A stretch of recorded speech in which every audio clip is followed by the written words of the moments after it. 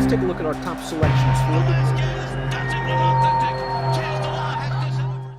Hi, everybody. Dan Illman, Mike Beer. The feature race at Aqueduct on Friday is the Grade 3 Distaff Handicap. We're going 7/8 of a mile. Let's throw up the field. Fillies and mares contesting race number 7 at the Big A for a purse of $150,000. Only a field of 5, Mike, and 2 of the big names, Lady Kate, Paris Lights, are returning off lengthy layoffs at a distance that might be a bit sharp. That's exactly, I think, how you're supposed to look at it, Dan. We'll see how those two horses do. They're both pretty talented, but there's sort of a lot working against them here, and they're not going to be prices in this race. Let's throw up the Timeform US pace projector for this race. It's a short field. Lady Kate's a fast horse. Lady Kate, even though she's turning back off the layoff, likely to be up close to the pace once again. Portal Creek is likely to finish to be up close as well. Portal Creek has speed and recency. Maybe she's sort of an under-the-radar outsider. Yeah, I mean, I guess that is certainly a way you could look at her, Dan, especially if she's going to be, one of the bigger prices come post time. She does have speed. She's supposed to be up on the pace. To me, she was a pretty tough sell. I mean, she's got that one big figure in the Go for Wand back in December, 3 starts back. Other than that, I mean, her other races just don't make her that competitive in here, I don't think. Horse coming from off the pace will likely be the number 1, Honor Way, who really found herself towards the end of 2020 for trainer Charlie Baker, winning a couple of listed stakes races. This one, the Garland of Roses, on December the 6th, going 3/4 of a mile. Let's watch that race right now. She didn't break very well. She swung to the outside in the stretch. It takes her a while to change leads, but once she does, she comes with a really strong run to win it. Yeah, really good performance here. The horses that are in front of her right now are going to wind up finishing 2nd and 3rd. They're not coming back for her, Dan, but On Her Way is just going to keep coming. She's going to close them down. She really ended 2020 the right way, not only with back-to-back stakes wins, but also a Grade 2 placing. The last 2 wins, 2 of the fastest races she's ever run. She was just in really good form the last time we saw her. Now, unfortunately, she came down with a bruised foot after that race, so this will be her first start in about 4 months, and she would appreciate some pace up front, pace that could be supplied by the 2 Lady Kate, who was last seen being hustled out of the gate in the Breeders' Cup Distaff, pushed the pace, paid the price. In her last 3 races, she's been in against Monomoy Girl and Valiance. You throw those 3 races out, and she ran okay against Monomoy Girl and the La Troyenne 3-back. She was getting on a roll. She's likely found the right class. Is this the right distance?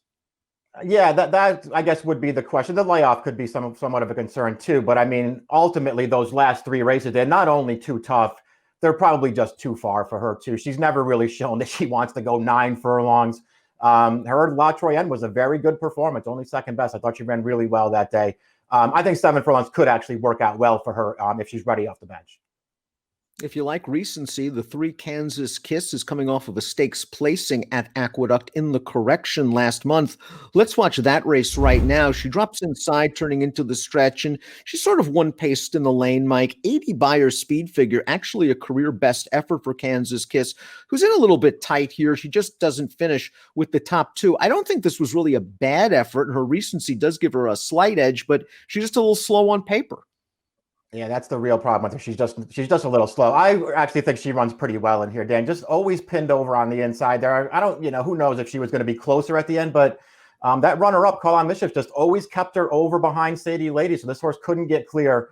I like her sprinting way more than I like her going, even up to a mile. So I think there are things to like about her as the longest shot on the board. She just hasn't run that fast race yet.